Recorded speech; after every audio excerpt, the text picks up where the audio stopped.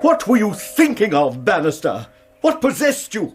And today of all days... Well, will you be calling in the police, Mr. Soames? The police? I had not thought of that. I trust that can be avoided. That must be avoided. Oh, Mr. Soames, sir. I don't think... Good heavens, man. What is it? Here, let me help you.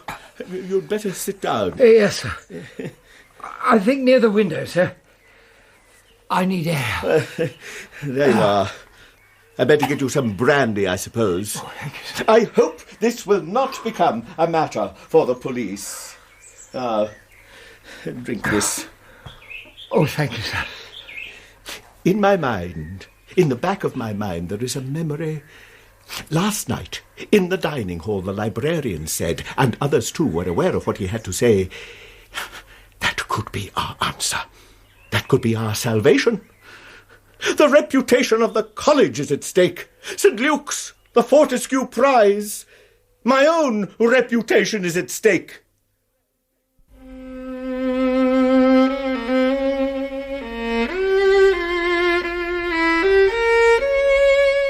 The Three Students by Sir Arthur Conan Doyle. Dramatised for radio by Dennis Hawthorne. With Clive Medicine as Sherlock Holmes and Michael Williams as Dr. John Watson. And featuring Dennis Hawthorne as Hilton Soames and Desmond Llewellyn as Bannister.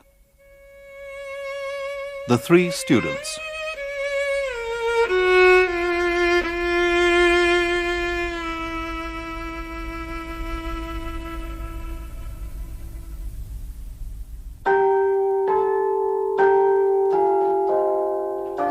At what time is supper to be served? 7:30, Mrs. Burdick said. Another 3/4 of an hour. I must confess that I already have an appetite. That's the problem of living in lodgings, Watson. One's appetites are at the mercy of one's landlady's inflexibility. But these are good diggings, are they not? Oh, yes, excellent, excellent. They're quiet, spacious, and close to the university library. Couldn't ask for better. How your research is progressing. Was today fruitful? Yes, it was. It's a laborious task, researching into early English charters. No question of that. Yes, another day or two should finish me here, and then we can return to London. Not a moment too soon. I'm surprised to hear you say that, Holmes. I would have thought the atmosphere of a great university town, the groves of academe, the pursuit of knowledge, I would have thought all this to have been congenial to you. For myself, I'm enjoying our visit here. I enjoy writing up our cases. And when I'm not so engaged, I enjoy visiting the various colleges, browsing in the bookshops. Yes, this afternoon I took myself to the university athletic ground and watched the young men training. Yes, very pleasant indeed. No doubt, Watson, no doubt. But the mysteries that I'm trying to unravel in the university library are of a somewhat arid kind. Indeed, the atmosphere in a university town is also arid. It lacks the drama of real human conflict, of day-to-day urgency. It's too complacent, too unruffled. Who can that be? I was under the impression no one knew we were here. So was I. I think, nonetheless, I'd better answer it. Dr. Watson, thank heavens I have found you in. Is Mr. Holmes here? May I talk to him? I must talk to him. Well, I don't know. We have met before, Doctor, albeit it was some time ago. My name is Soames. We met in the company of... Watson? What does he want? Come in. Holmes, this is... Yes, I know very well who it is. It's Mr. Hilton Soames, lecturer and tutor at the College of St. Luke's. You're a Greek scholar, and we met some years ago in the company of my brother Mycroft. How did you know we were here? Well, university towns are small towns, Mr. Holmes. It is difficult to hide in them. So it would appear. What can I do for you? There has been a very painful incident at St. Luke's. Of a criminal nature? I fear so. That surely is a matter for the police. No, my dear sir. Such a course is utterly impossible. Once the law is invoked, it cannot be stayed again. And in this case, involving as it does the credit of the college and my own good name, it is most essential to avoid scandal. Since your discretion is as well known as your powers, you are the one man in the world who can help. I think we ought to listen to what Mr. Soames has to say. So do I, Watson, so do I. Sit down, Mr. Soames. Yes, compose yourself and expound. Oh, thank you. I must tell you that tomorrow is the first day of the examination for the Fortescue Prize, and I am one of the examiners. Ah, that is a valuable prize, is it not? A great deal of money is involved, and a great deal of prestige. Since you're an examiner, one may assume that at least one of the papers is Greek. Yes, indeed. The first paper consists of a large passage of Greek translation. Now, today at 3:30, the page proofs of that paper arrived from the printers. I had, of course, to read them over very carefully to make sure that the text was absolutely correct. At 4:30 I had not completed my task, but I had engaged myself to take tea in the rooms of a colleague. I left the page proofs upon my table, and when I returned... Let us leave your return for the moment. Let us follow your actions through. You locked the door to your rooms. Of course. Most college rooms are designed on the same principle, are they not? A common hall and staircase with rooms opening off it. You occupy the ground floor set, That is so. And you closed and locked the door. Yes.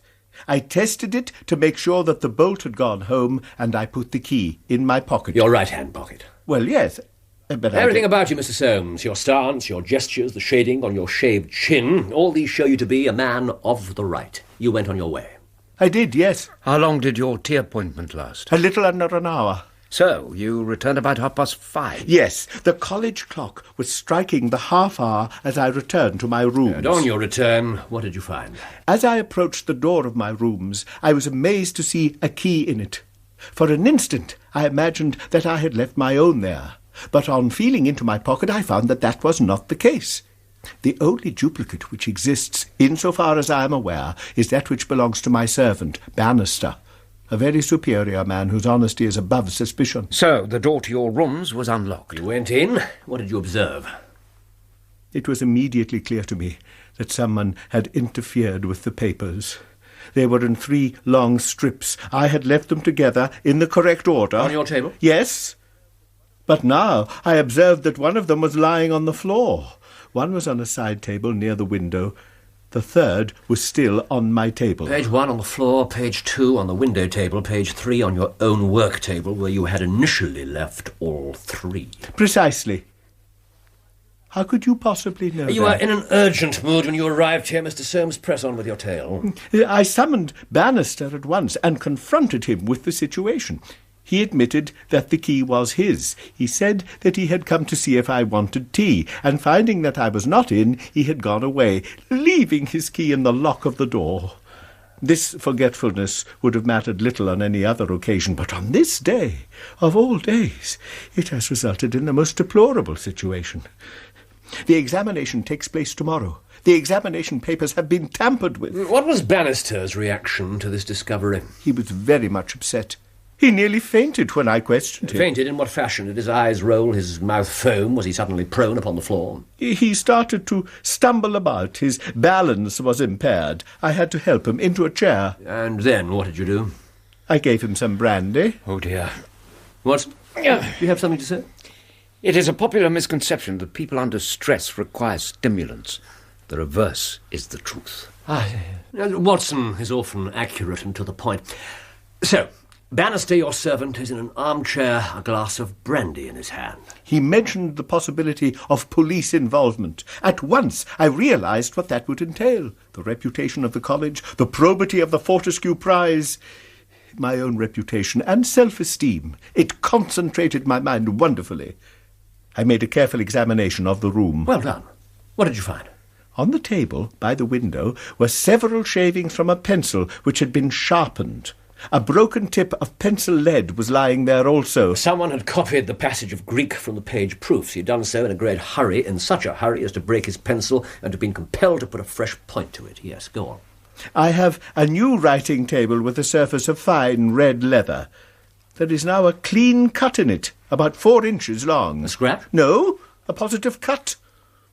On the table also I found a small ball of clay, a kind of black dough, with specks of what looks like sawdust mixed into it. It's difficult to describe.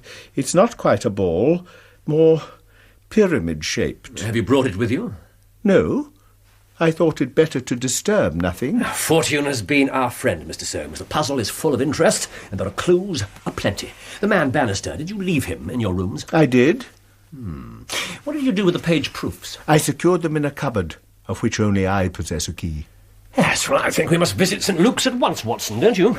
Will we be back in time for supper? We'll do our utmost. Yes, I will fetch the overcoats. Did anyone visit you in your rooms after the papers came to you? Yes, young Daulat Ras, an Indian student. He came to ask me some particulars about the examination. For which he has entered. Yes. Yes, when he called, the papers were on your table, in full view. To the best of my knowledge, they were still rolled up. But they might be recognisable as page proofs. Possibly, I suppose. Here we are, gentlemen. Before we go in, Mr. Soames, let's observe your rooms from the outside. I'd like to look at the window. Oh, if you think that is of moment, by all means. Follow me through the arch here. That will bring us into the court.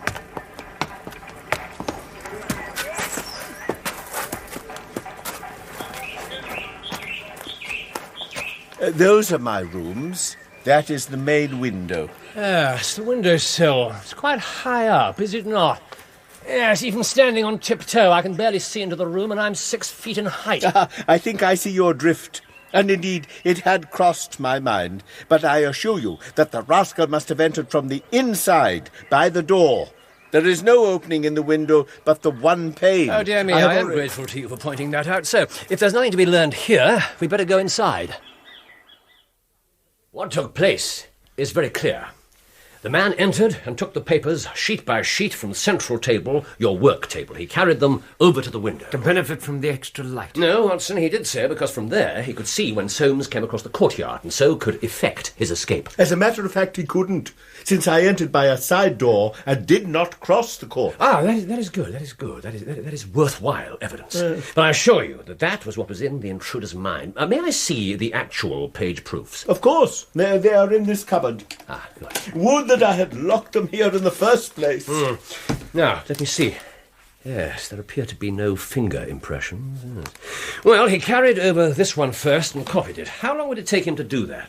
Oh, a quarter of an hour at least. Good. He finished that one, tossed it down, and seized the next. He was in the midst of that when your return caused him to make a very hurried retreat. Very hurried, since he'd not time to replace the papers which would tell you that he'd been there. He wrote so furiously that he broke his pencil and had to sharpen it again. Observe the shards of wood that fell from the resharpened pencil. Watson, what did they tell you? Well, not a great deal, really. It was certainly done in a hurry. Roughly, I might say. The pencil was dark blue. The pencil that was used to copy the examination paper was about the usual size with a soft lead. The outer colour, well observed, Watson, was indeed dark blue. The maker's name was printed in silver lettering, and the piece of pencil remaining is only about 1.5 inches long. Look for such a pencil, Mr. Soames, and you've got your man. When I add that he possesses a large and very blunt knife, you have an additional aid. You have not altogether taken me with you, Mr. Holmes. I can follow all your points, but the length of the pencil, I'm lost. But observe, here is a small chip of wood, dark blue. On it is printed in silver the letters N.N. Following those letters, there's a space of clear wood. Mr. Soames, when we were outside in the courtyard just now, making an exterior examination of your rooms, you were quick to say that you could see my drift. Here is a piece of interior evidence. Do you see my drift in this instance? I fear not. What could this N.N. be? It is the end of a word. You're aware that Johann Faber is the most common of all pencil makers' names. Is it not clear that there's just as much of the pencil left as usually follows the Johann? Ergo, the pencil is a short one. Now, for your work table. Well, yes, you see the cut that I spoke of. Yes, I do indeed. Now, you describe it as a cut. It is, in truth, a tear, beginning with a thin scratch and ending in a positive hole. Now, this small pellet is, I presume, the black, doughy mass that you spoke of. Yes, roughly pyramidal in shape and hollowed out, I perceive. As you said, there appears to be grains of sawdust in it. Do you see, Watson? Yes, interesting. More than that, Watson, it's very interesting.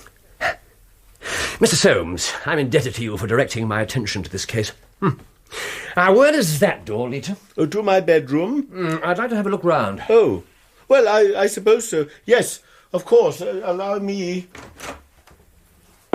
Thank you. What a charming, old-fashioned room. What is behind that curtain? I keep my clothes there. Yes. If anyone were forced to conceal himself in this room, he must do so there. The bed is too low for concealment. Watson, Soames, stand back. I'm going to draw the curtain. Nothing. Nothing at all. Except your suits, Mr. Soames. All the same, I wonder... Hello, what's this? Now, gentlemen, our search has not been in vain. What's this? It's another of the pellets. A black, doughy mass. With grains of sawdust in it. Your visitor seems to have left traces here, as well as your study, Mr. Soames. What could he have wanted in my bedroom? It's clear enough. You came back by an unexpected way, and so he had no warning until you were at the very door. What could he do? He caught up everything which might betray him and rushed into the bedroom to conceal himself. Good heavens! Do you mean to tell me that all the time I was talking to Bannister, we had the man prisoner if we'd only known it? Yes, so I read it. Mr. Soames, I understand you to say that there are 3 students who use this stairway and are in the habit of passing your door. Yes, there are. And all 3 are in for this examination. Yes. Tell me about these students. Well, in the lower of the 3 rooms, immediately above me, that is occupied by Gilchrist, a fine scholar and athlete, plays in the rugby and cricket teams for the college, and got his blue for the hurdles and the long jump. He is a fine, manly fellow. His father was Sir Jabez Gilchrist. Sir Jabez Gilchrist? I remember him, quite notorious in his day. He ruined himself, did he not? Gambling. Horses, the turf. Alas, that is so.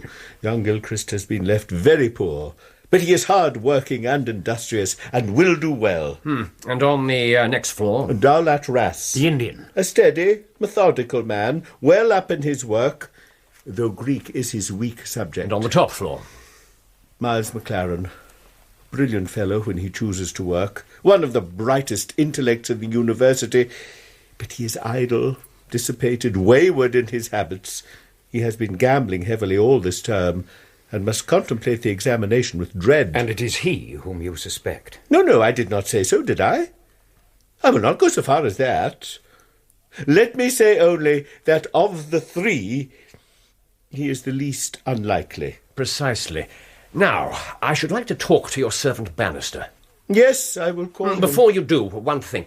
After you'd discovered the occurrence, you summoned Bannister. He came to you, you told him what had happened, he felt faint and had to sit down. Yes? Yes, the chair by the window, you said this chair? Yes? Yes, a long way from the doorway. He stumbled across the room. I helped him. You gave him a brandy. Unwise. Yes. Ask him to come here. At once. Bannister! Bannister, come here, please. It is within the rooms, Watson. The answer to the riddle is here. The window? I think not. The work table? That is part of it. He is on his way. Yes, it's best that he should not know who we are. Ah, yes, indeed. You called, sir? Bannister, yes. These gentlemen... We are from the University Board, Bannister, and we're investigating this unhappy business. We think you can be of help. Yes, sir. When you unlocked the door of this room to find Mr. Soames absent, did you look at the papers on the table? Oh, no, sir. Certainly not. How came you to leave the key in the door? Oh, I had the tea tray in my hand. I thought I'd come back for the key. Oh, then I forgot. So, anyone in the room could get out? Oh, yes, sir. When Mr. Soames returned and called for you, you were very much disturbed. Oh, I was, yes. Well, such a thing has never happened during the many years that I've been here. I nearly fainted, sir. Yes, so I understand. Where were you standing when you began to feel faint? Where was I? Well, here, sir. Near the door. Ah, that is singular, because on feeling faint, you sat down on that chair over yonder, near to the corner. Why did you bypass these other chairs? Well, I don't know, sir. Well, it didn't seem... Well, I really don't... You stayed on here after your master left? Well, only for a minute or so, sir. Then I locked the door and I went to my room. Whom do you suspect? Oh, I wouldn't venture to say, sir. I don't believe there's any gentleman in this university who is capable of profiting by such an action. No, sir. I'll not believe it. Thank you. That will do. Thank you, Bannister. One more word, Bannister. You've not mentioned to any of the 3 gentlemen whom you attend to that anything's amiss. Oh, no, sir. Not a word. Very good. You may go. Thank you, sir.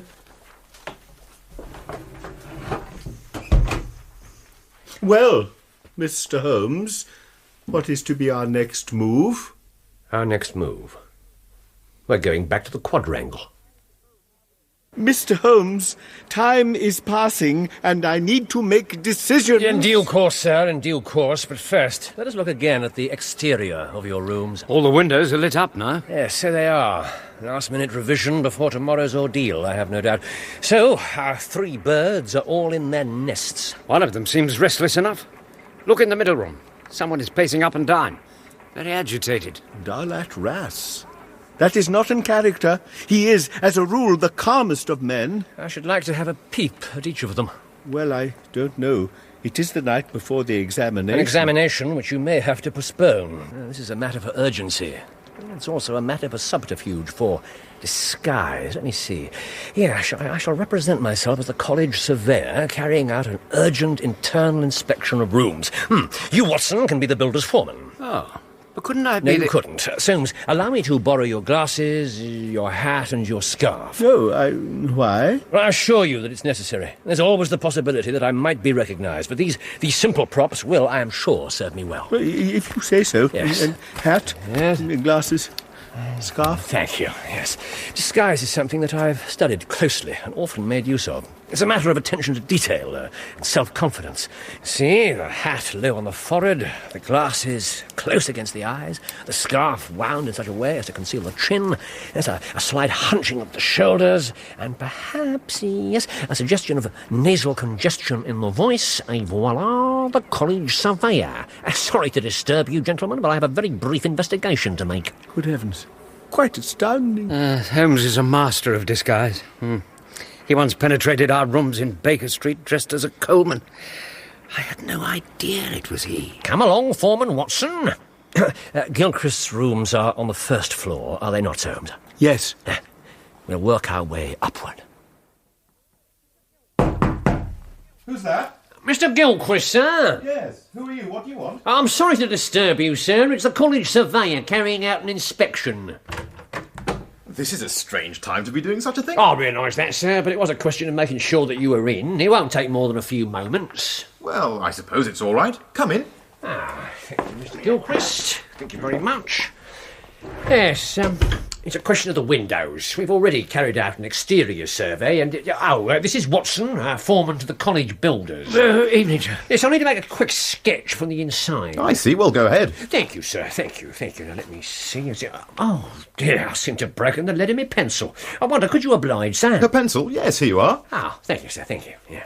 The pain of the right angle. So, thank you, Mr. Gilchrist. I wonder, could I borrow a knife to sharpen my own pencil with? Certainly. Here you are. You won't be doing any work here this evening, will you? Oh, no, sir. No. Yeah. Thank you, sir. Now, this is a very preliminary matter. I'm sorry to have disturbed you. Come along, Watson. Oh, yes, sir. Good night, sir. Good night. The pencil is green in colour and 3/4 of it's unused. That is not the pencil. The knife. Sharp as a scalpel. So he is not the man. He's not the man who's presented us with a pencil we seek. Further than that, I will not go. Now, for the restless Indian. I'm busy, and I'm not to be disturbed. Will I disturb you for a moment or two, Mr. Ras? This is Mr. Watson, foreman to the college builders. Evening, sir. Sorry for the upset. I am the college surveyor. I need to make a quick inspection of your rooms. Inspection? I am preparing for an important test. I cannot be interrupted in this manner. Mr. Soames would Mr. not... Soames knows that we're here. I must seek your permission. Mr. Gilchrist below had the same reservations, but it only took a moment or two, and he was happy to oblige. Oh, well, if Gilchrist... I suppose, in that case, you'd better come in. Yes. What is it you wish to see? Yeah, it's a matter of the window, sir. The window. I need to make a quick sketch of it. The window? The window is unsound? Oh, no, sir, no, nothing like that. Well, perhaps eventually that will be Mr. Watson's problem. Mere structural. For the moment, all I need to do is make a drawing. Oh, dear, I seem to have broken the lead in my pencil. I wonder, could you oblige, sir? You wish to borrow a pencil? If you'd be so kind. For a surveyor to be supplied with but one pencil seems not quite correct. Show me the broken pencil. Here it is, sir. As you can see. Indeed, I do see. What you need is a knife, not another pencil. You may borrow my knife. Oh, thank you, sir. Yeah. As a foreman builder, Mr. Watson, do you not carry a supply of pencils and measuring devices? As a rule, yes, but this evening the surveyor is taking a quick journey, visit. Thank you so much, Mr. Ras. Here's your knife. I'm sorry we disturbed you. I am not interested in your apologies. I am preparing for an important academic test tomorrow morning, and I will see to it that the college masters know of this disturbance that you have caused. I trust we will not meet again. Very extreme reaction.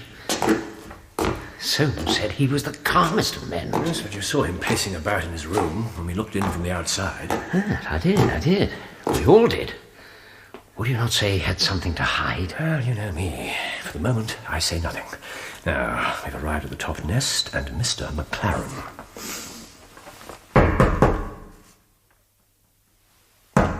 Who are you? Why are you? Get back to from whence you came! Mr. McLaren, I'm sorry to disturb you, but being as I am the college surveyor, I have to ask you if you'd mind... Disturb me? You've already disturbed me. College surveyor, what is that? Who is that? I have an exam tomorrow. I am trying to work, and I won't be drawn by anyone. It was Mr. Soames who suggested that... Soames? That dithering old nanny goat.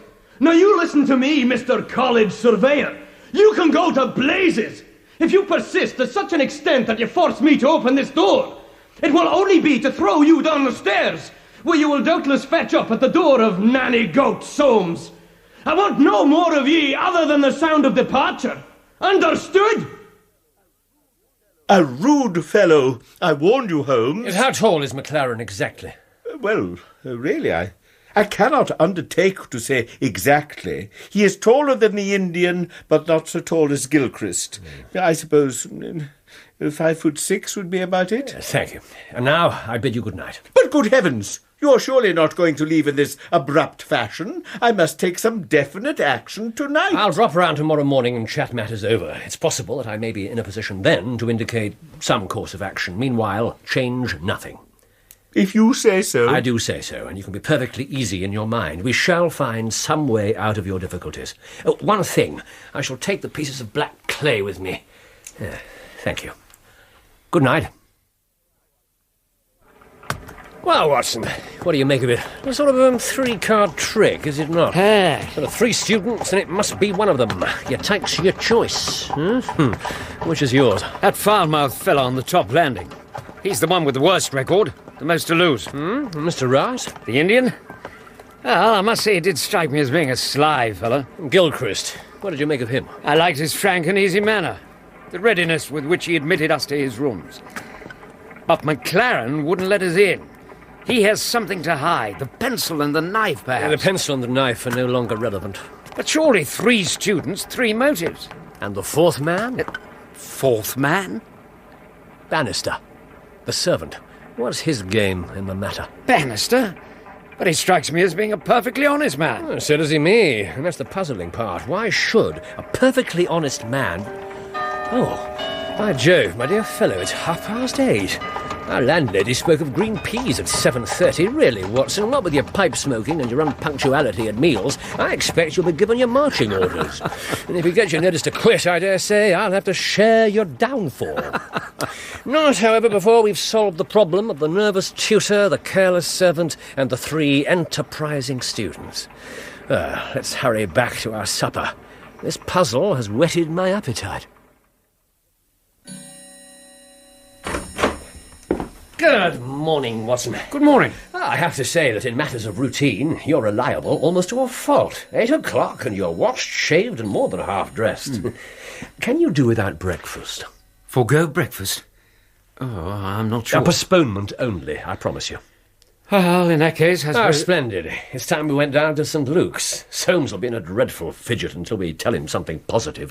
Have you anything positive to tell him? I think so. You formed some conclusion? Yes, my dear Watson, I have solved the mystery. But what fresh evidence have you got? Aha! It's not for nothing that I've turned myself out of bed at the untimely hour of 6. I've put in 2 hours' hard work and covered at least 5 miles, and I've something to show for it. Look at these. Why, there are the 2 pieces of clay that we found in Soames' rooms yesterday. And now look. Another piece of clay. A 3rd piece. Yesterday we had 2, today we have 3, and it's a fair argument that where number 3 came from is also the source of numbers 1 and 2. Eh, Watson? Well, it's a fair argument, yes, but... Now, Watson, put an end to your toilet and let's hasten to St. Luke's, where, if I'm any judge of character, Mr. Soames will be in a fair state of fret. Thank heavens that you have come. I feared that you'd given up in despair. What am I to do? The hour of decision is upon us. You can let the examination proceed. But one of the candidates... He shall not compete.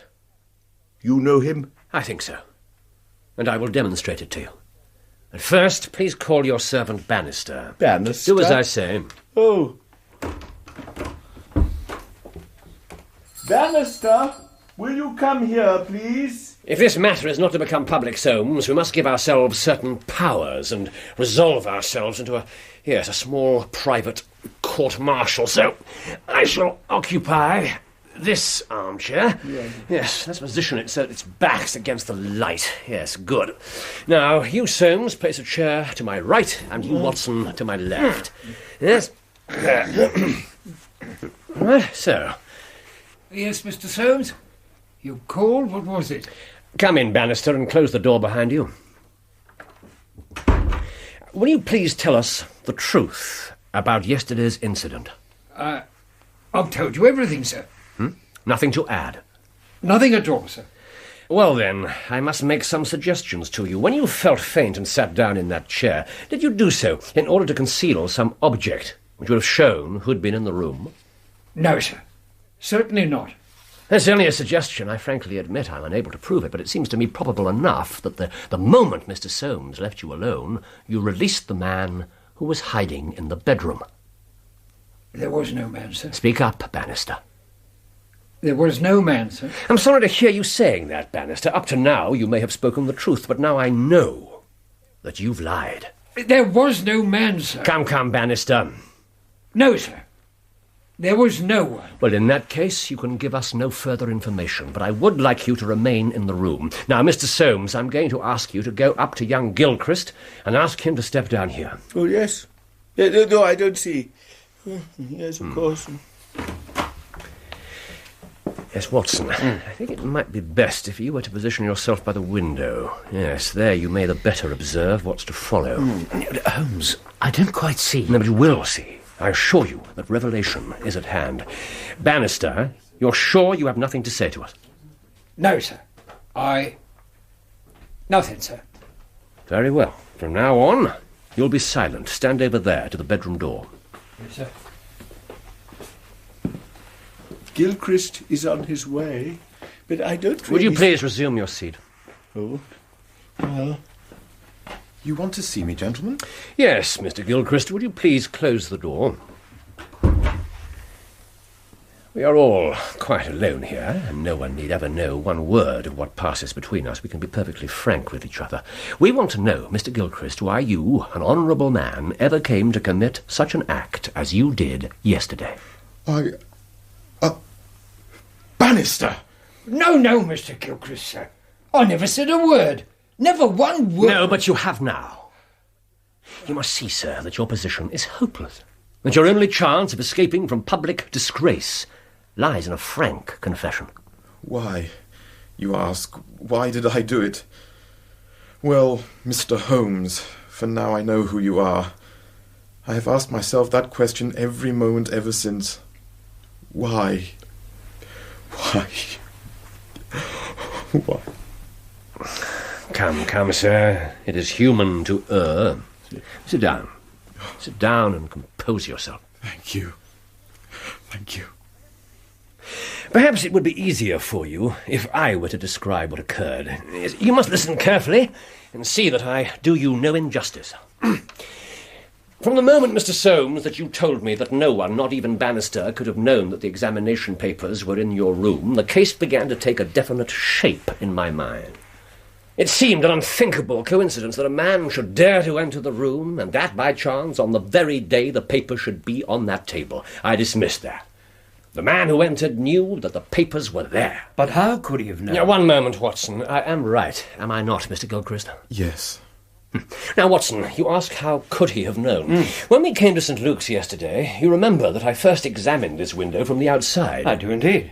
You, Mr. Soames, amused me by supposing that I was contemplating the possibility of someone having, in broad daylight, forced himself through it. Well, it seemed at the time, I thought Such that an idea was absurd. I dismissed it as soon as I saw the outside of these rooms. What I was interested in was how tall a man would need to be in order to see, as he passed, what papers were on the central table. I am 6 feet high, and I could only do it with an effort. No one smaller than I would have had a chance. That is why you were so interested in the height of the three students. That is why.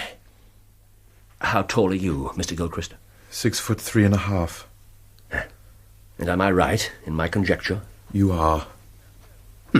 Now, Soames, the cut in the leather top of your table. Ah, yes, it is a new table. Fine leather. I could make nothing of that cut until, in your description of Gilchrist, you mentioned that he was a long-distance jumper.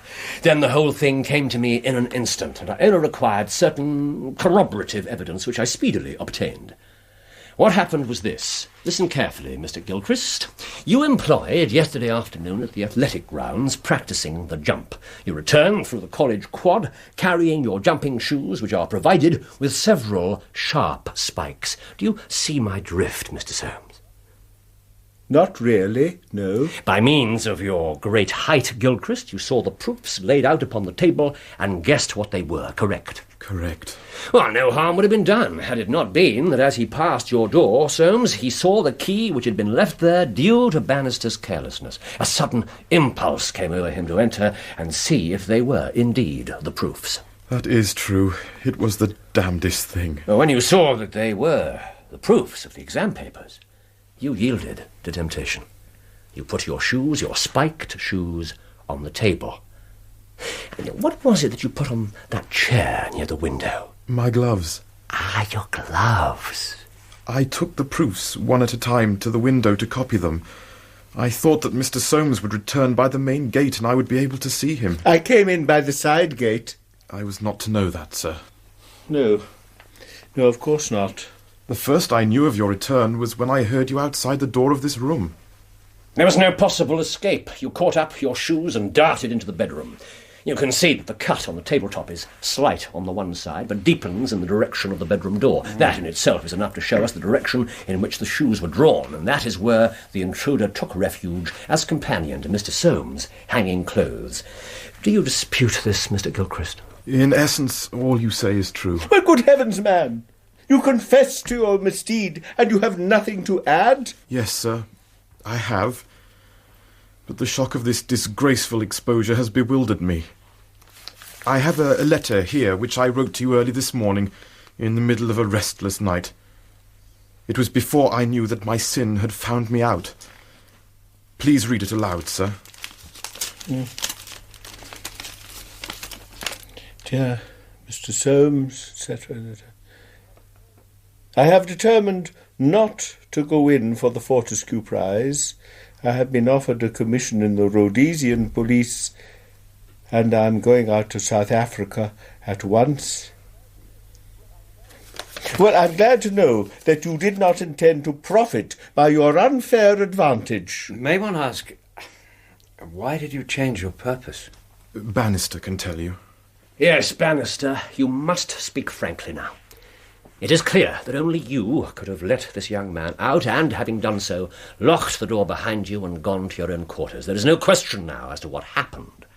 But I ask you to clear up the last point in this puzzle and tell us the reason for your action. Oh, simple enough, sir. If only you'd known. But with all your cleverness, Mr. Holmes, it was impossible that you should know. Time was, gentlemen, when I was butler to old Sir Jabez Gilchrist, this young gentleman's father. Now, when Sir Jabez was ruined, I came to college as servant. When his son came here as a student, I watched him for all I could. For all I could. For the sake of the old days, Yesterday I would have afternoon, Bannister. Well, when I came into this room after the alarm was given, the first thing that I saw was Mr. Gilchrist's gloves lying on that chair. I knew those gloves well, and I understood their message. If Mr. Soames saw them, the game was up. So I flopped down on that chair, and nothing would have shifted me until Mr. Soames had gone, and I could release my young master. I dandled him on my knee, sir. You gave him his gloves and hurried him hence. You knew that he'd done wrong. Well, he confessed it all to me. Now, wasn't it natural, sir, that I should save him? Wasn't it natural, also, that I should speak to him as his dead father would have done, and make him understand that he couldn't profit by such a deed? Do you blame me, sir? No, Mr. Bannister. I do not. I salute you for your loyalty.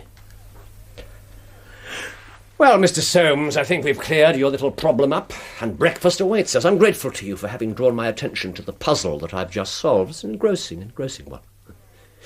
Now, long Watson, to be late for supper is forgivable. To be late for breakfast will put us beyond the pale. Mr. Gilchrist, I trust that a bright future awaits you in Rhodesia. For once you have fallen low. Let us see in the future how high you can rise. A pyramidal mixture of clay and sawdust. That's what adheres to the spikes of an athlete's shoes. And the spikes made the mark on the tabletop. A sad end to young Gilchrist's university career. Sad, yes. But he's young, basically a good fellow. He's made a mistake once. He will not do so again. That will be in ample time for breakfast. Yes, and I'm ready for it. Mrs. Burdick's breakfasts are quite splendid. I fear that I've been a surly companion over the past few days. Yes, but the solving of this problem of the 3 students has quite stimulated me. We'll have breakfast, smoke a pipe, I shall go to the library, and apply myself. And I fully intend to be back in Baker Street in time for tea. I'll settle up with Mrs. Burdick, see to the packing, and have a last stroll around the colleges. I think that when I come to write up this case, it will be best for me not to be specific as to the actual university, or the true names of the protagonists. The facts, of course, I shall report accurately. As ever, Watson, you will be the guardian of fact, and the soul of discretion.